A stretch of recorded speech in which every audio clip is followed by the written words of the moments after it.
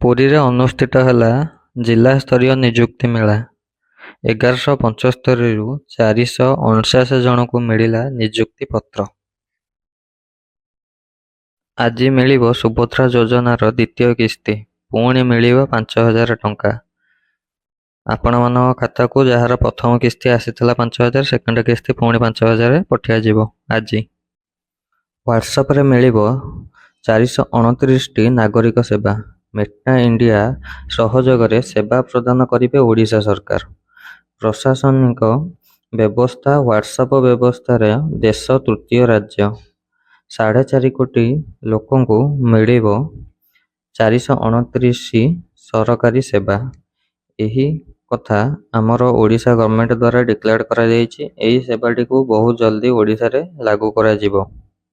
ତ ଯଦି ଆପଣମାନେ ନର୍ମାଲ ହ୍ୱାଟ୍ସଆପ ୟୁଜ୍ କରୁଛନ୍ତି ତ ସମସ୍ତେ ଅପଡ଼େଟକୁ ଅପେକ୍ଷା କରନ୍ତୁ। ଆପଣମାନଙ୍କୁ ଅପଡ଼େଟ ଦିଆଯିବ ଗଭର୍ଣ୍ଣମେଣ୍ଟ ତରଫରୁ। ରାଜ୍ୟ ପୁଲିସ ଏକାଡେମୀର ଦୀକ୍ଷାନ୍ତ ସମାରୋହରେ ମୁଖ୍ୟମନ୍ତ୍ରୀଙ୍କ ଆହ୍ୱାନ। ମୁଖ୍ୟମନ୍ତ୍ରୀ କହିଲେ ଯେ ରାଜନୀତି ଚାପରେ ଚପିବନି। ପୁଲିସ ଚାକିରି ବ୍ୟକ୍ତିଗତ ଜୀବନରେ ଅନେକ ତ୍ୟାଗ କରିବାକୁ ପଡ଼େ। ସୁରାଟରେ ଜନସଭାକୁ ମୋଦିଙ୍କ ସମ୍ବୋଧନ।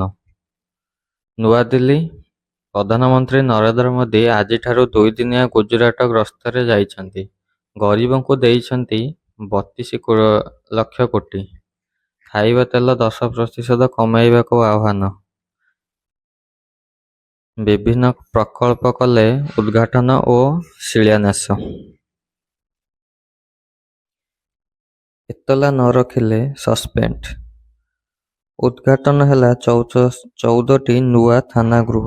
ଲୋକଙ୍କୁ ଉତ୍ସର୍ଗୀକୃତ ସେବା ଯୋଗାଣ। ପୁଲିସଙ୍କ କାର୍ଯ୍ୟଦକ୍ଷତାକୁ ପ୍ରଭାବଶାଳୀ କରାଯିବ।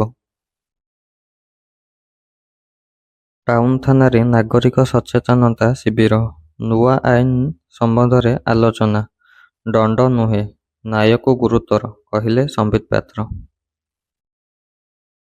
ପୁରୀ ନୂଆନଈ ବ୍ରିଜ ଉପରେ ପଲଟିଲା କାର, 2 ଗୁରୁତର।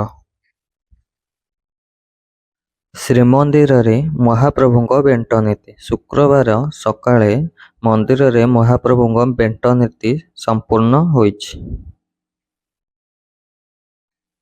ମହିଳା ହିଂସା ରୋକିବ ସୁଭଦ୍ରା ସୁରକ୍ଷା ଯୋଜନା। ସବୁ ଜିଲ୍ଲାରେ ଖୋଲା ସାଇବର ଅପରାଧ ଥାନା। ସ୍ୱତନ୍ତ୍ର କଲ୍ ସେଣ୍ଟର ଖୋଲିବାକୁ ସୁପାରିଶ। 2024ରେ ରାଜ୍ୟର 2,14,000 ମାମଲା। ଗତ 4 ବର୍ଷରେ 36,000 ମହିଳା ନିଖୋଜ।